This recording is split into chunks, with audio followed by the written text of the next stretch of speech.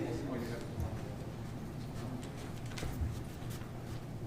not open and some ice in here today, that's for sure.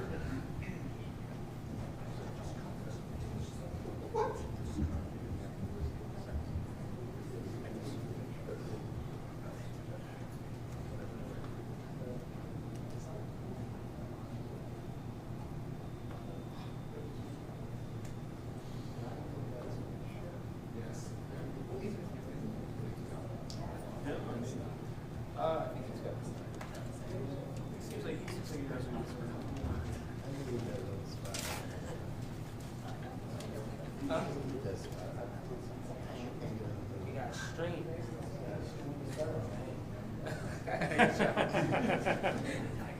I ain't even mad at that. Always just playing around, but now you gotta stay.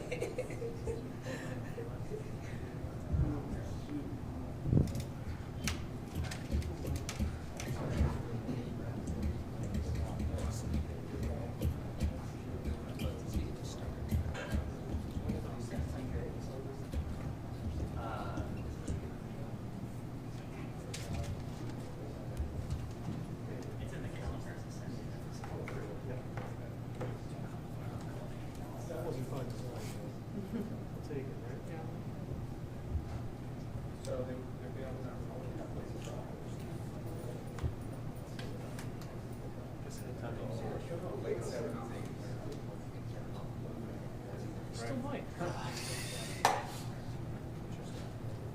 Really? But it's residents. Somebody else did.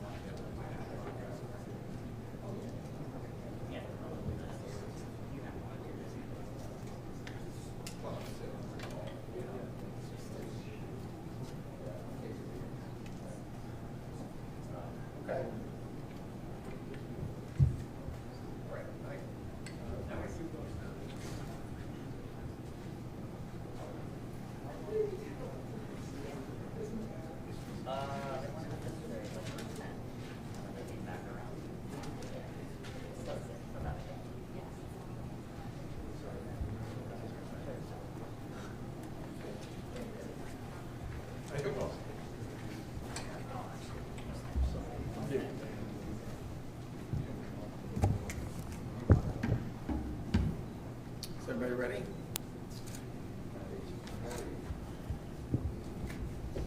Everybody ready? Good.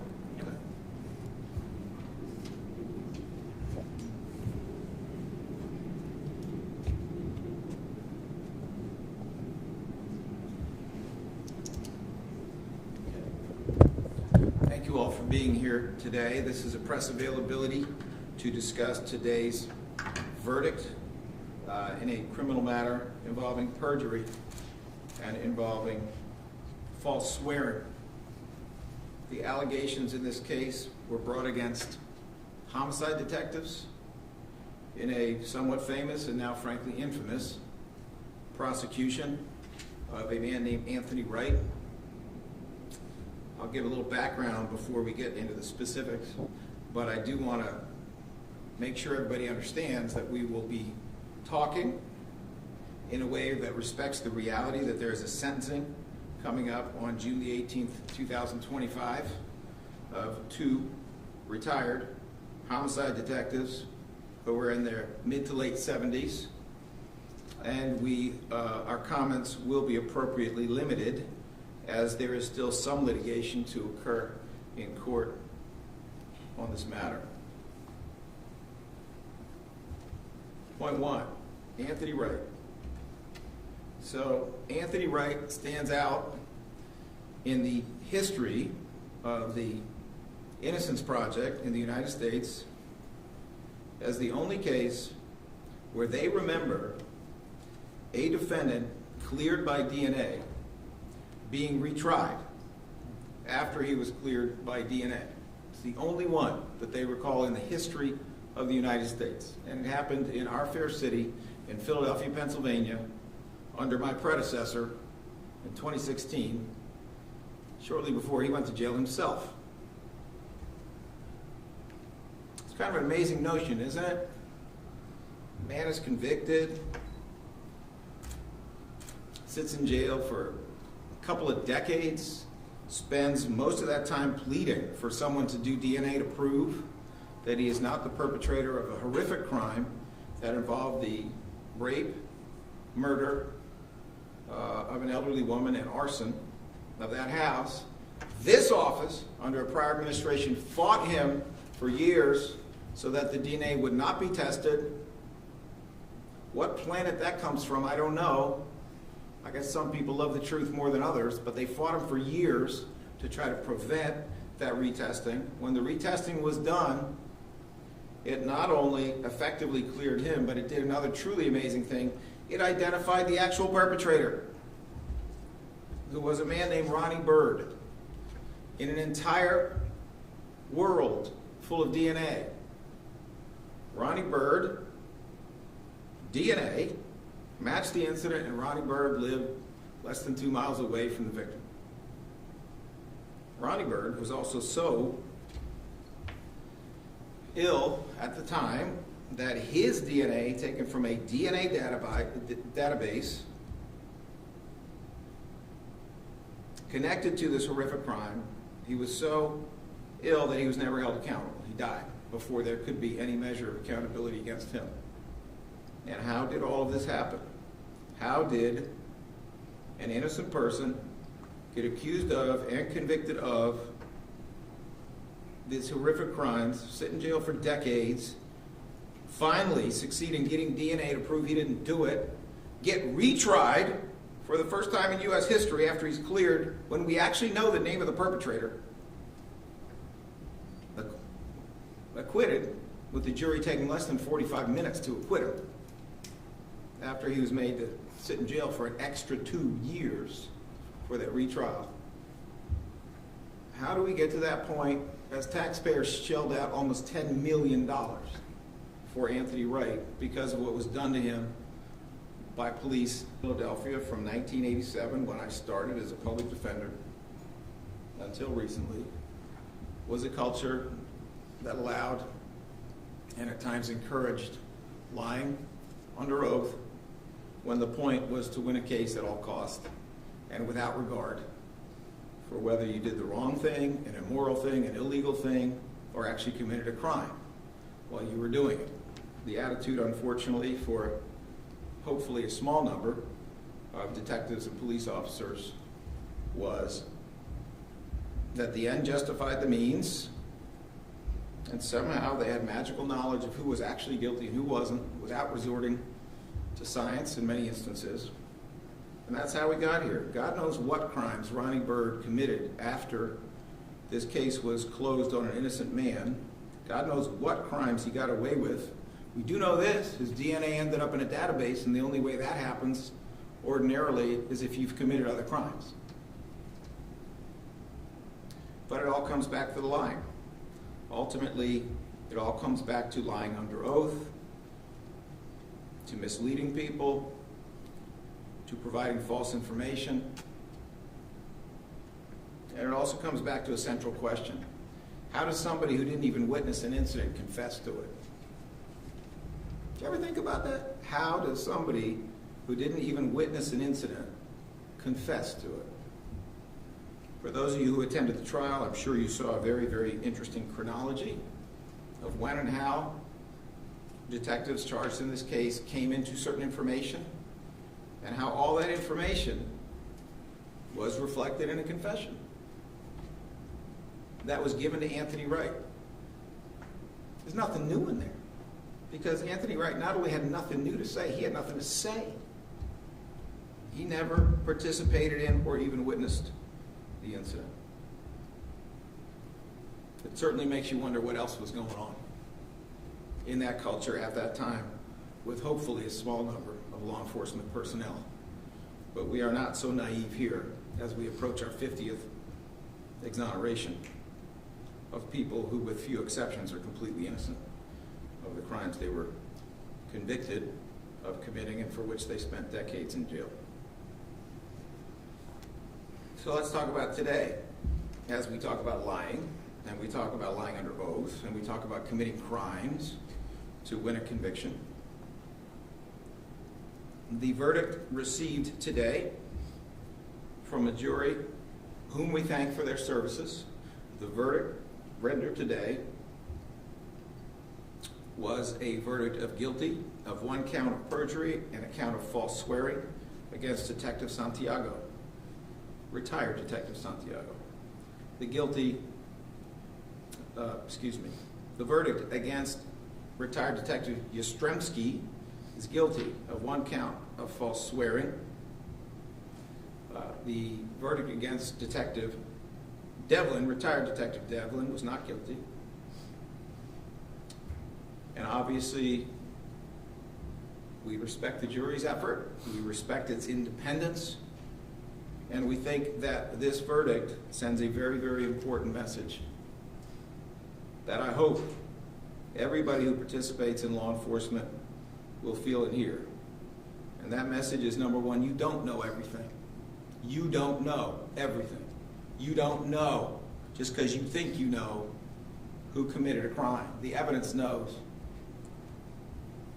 And you don't have to mess with it. You just have to find it. What we need are law enforcement officers who would rather lose a case than lie. We do not need law enforcement officers who would rather lie than lose a case. And that goes for prosecutors as well. This is the second perjury conviction that the Philadelphia DA's office has achieved against homicide detectives in recent memory. Some of you may have attended or followed at least the conviction and sentencing of Detective Pitts before Judge Kyriakakis recently. Detective Pitts ultimately received a sentence of 32 to 64 months in state custody. That is 2 years, 8 months. Now's the hard part. To 5 years and 4 months.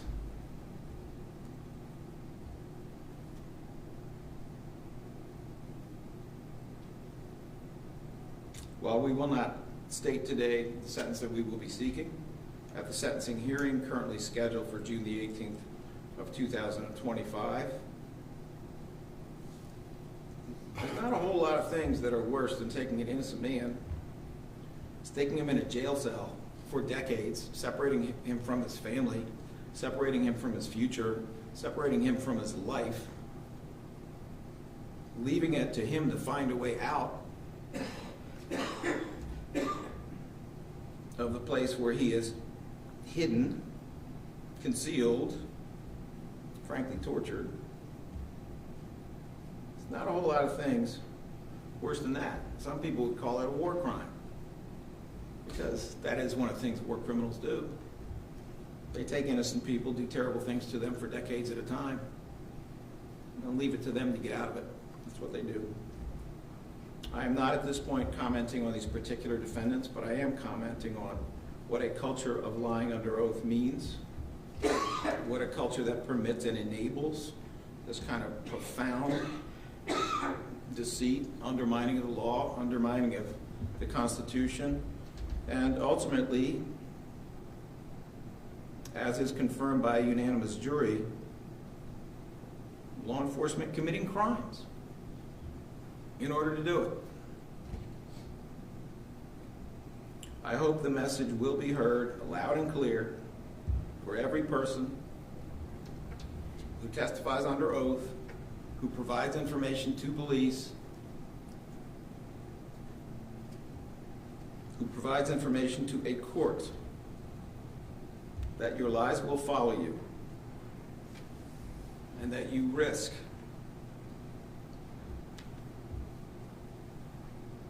an appropriately harsh sentence that you richly deserve. And sometimes it's going to follow you for 34 years and may even define your legacy. So when people get up on Friday, March the 28th, and they head for court with a subpoena in their hand, there's no doubt in my mind that the vast majority of them fully intend to tell the truth as best they understand it, will put their hand on a Bible or otherwise affirm that that's what they're going to do, and that's exactly what they're going to do. We should lift them up. We should appreciate them.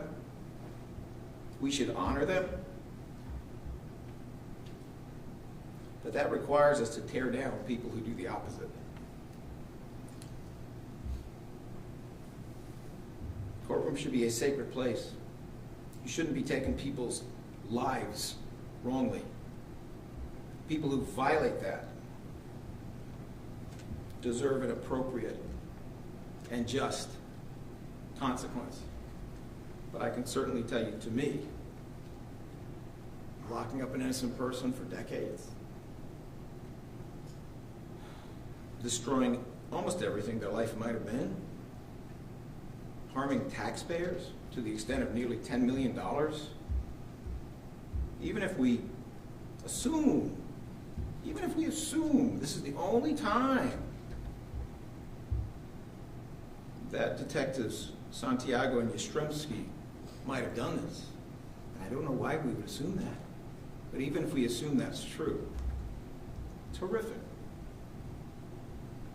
As I stated previously, our comments have to remain fairly limited because we are still litigating and sentencing here. However, if there are questions that are on topic, we will do our best to answer what we can. And I will start. Did the jury reject the idea? It appears that the jury rejects the idea of framing and coercion, but don't they do that? What's your thought about that? My thought is that it is always incredibly difficult to win this kind of case. There are very, very substantial hurdles, and a good jury is well aware that the case has to be proved beyond a reasonable doubt. I cannot honestly represent to you that I know what they think any more than you can, but what I can say is we have one detective convicted of perjury and false swearing, which are very serious offenses. We have a second detective convicted of false swearing. And I'll just leave it at that. Why did you decide to put Anthony Wright on the stand, and do you think that hurt the case? What I think I can honestly answer and appropriately answer in light of the sentencing at this time is that Anthony Wright is the victim of a false conviction. He was, by every scientific indication, wrongly and wrongfully convicted of a crime that he did not commit. He is the one who suffered the consequences, and he's also the one who had access to certain kinds of information. You know, when we do a family violence sexual assault case and there is a child victim of sexual assault or a child victim of rape, it's pretty standard that defense attorneys will try to hone in on the weaknesses in that witness that are actually caused by the crime.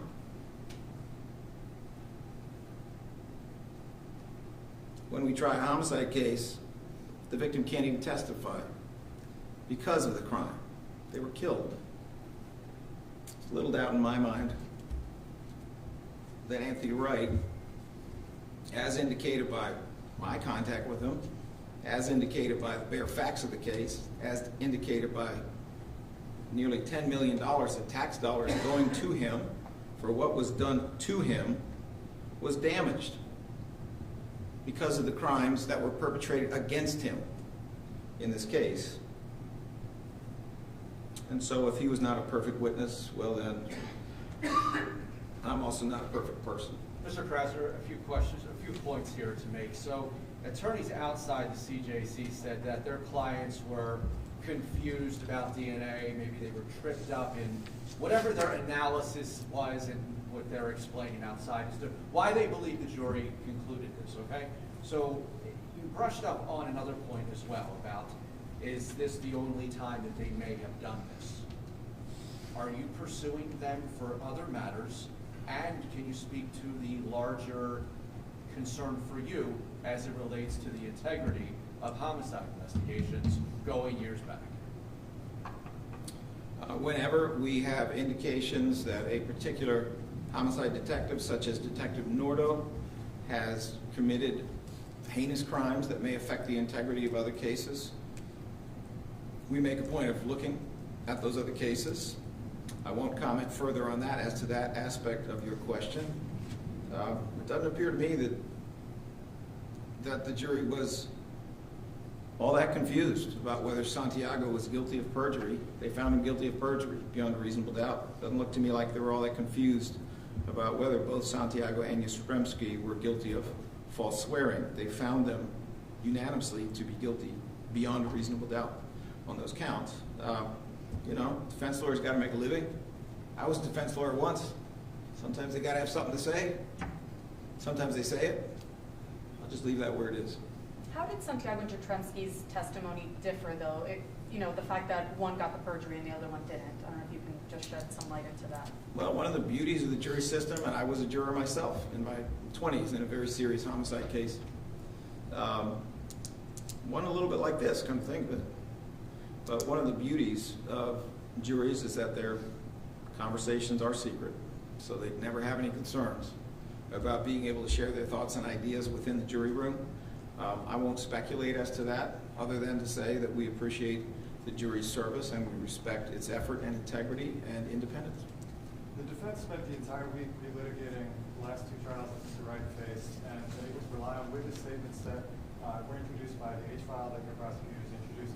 Why didn't you call the witnesses to the stand who recanted in 2016 their testimonies from 1993?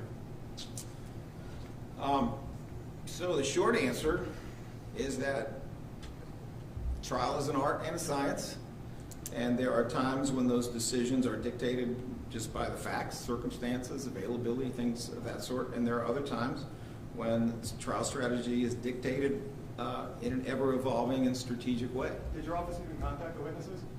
I'm not going to comment on that at this time. Your office introduced the entire H file and gave the defense those statements to use without any counter from your office. So I'm just asking if you think you brought everything that you wanted to bring to win this trial, this case that you laid out. I think that this office has always believed that the defense should have access to all of the information that the Constitution and the law requires. I think it's commendable that we walked in and said, here's all the information, and made it available to the other side. They did the very best they could, and in the case of Detectives Yastrzemski, Santiago, they lost.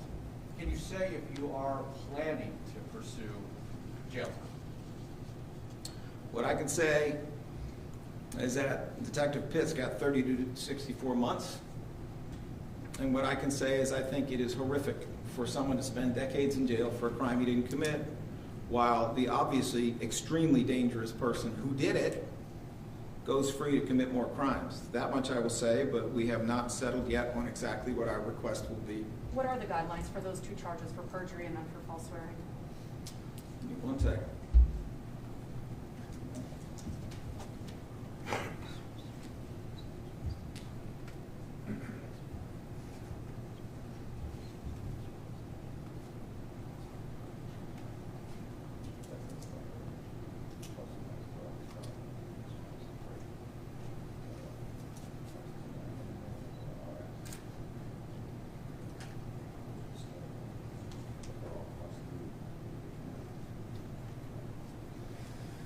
So for a person who has a prior record score of 0, which applies here, the sentencing guidelines for perjury are RS, otherwise known as restorative sanctions, to 9 months in the standard range. There is up to 3 months more in the aggravator range, and then of course it could be lower in the mitigator range. For the false swearing charge, it's RS in the standard range, restorative sanctions, and then it would be +3 in the higher range. I would point out, however, these are the same guidelines that apply to Detective Pitts, who got 32 to 64 months. Guidelines in Pennsylvania are not something, they are something the court must consider, but they are not something that the court is required to follow under Pennsylvania law. And especially if there is more than one charge, judges also have the option of running sentences for those 2 charges consecutively or at the same time. And so we will see what the court thinks is appropriate in this case. To me, it's an incredibly serious offense. Any other questions on point at this time? I just had a minor question.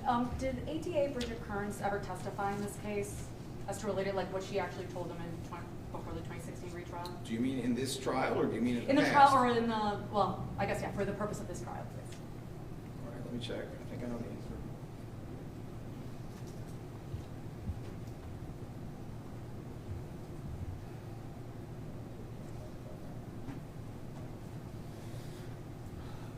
Bridget Kern did not testify in the courtroom at this trial, but I am precluded by law from letting you know a further answer to that question. All right. Thank you all very much. Appreciate you being here. Thank you.